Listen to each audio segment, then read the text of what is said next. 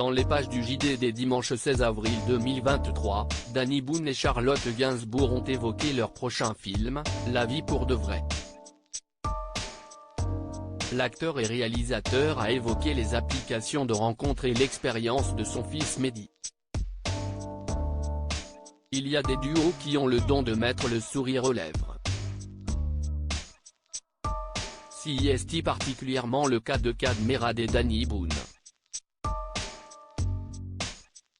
Amis, ils le sont, bien que le compagnon de Julia Vignali n'ait pas invité son acolyte à son mariage.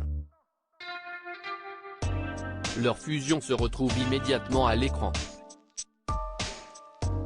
Les deux acteurs, qui se sont donné la réplique dans Bienvenue chez les Ch'tis, ont inlassablement ému. Entre les rires et les larmes, tout était réuni dans le film de Danny Boone. Pourtant durant le tournage, tout ne s'est pas toujours passé comme prévu. C'est ce qu'explique Kad Merad à propos d'une scène où il devait uriner dans un canal. Pour y parvenir, ils ont consommé des bières. Terrible erreur, dit-il, le problème c'est que moi, ça ne s'arrêtait plus.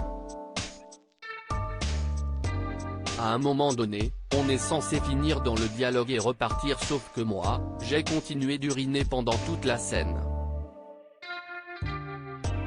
Je me suis uriné dessus, en fait. Les Boone, un gros succès avec les filles. Malgré leur petite brouille durant le tournage de ce film, rien ne les sépare. D'ailleurs, le duo revient sur le grand écran à l'occasion de la sortie du dernier film de Danny Boone, La vie pour de vrai. Dans ce long métrage, le réalisateur et acteur donne la réplique à une troisième vedette, Charlotte Gainsbourg.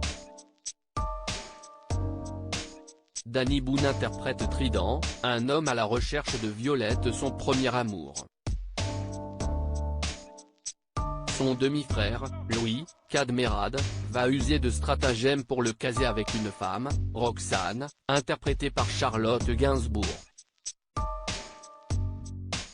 Ce personnage est visiblement une adepte des applications de rencontres.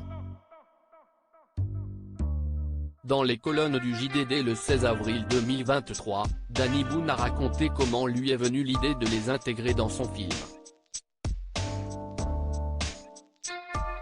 C'est mon fils aîné qui m'a donné l'idée, il allait régulièrement sur ce site sans grand succès. Ses amis lui confieront qu'il n'est pas assez cul dans ses approches.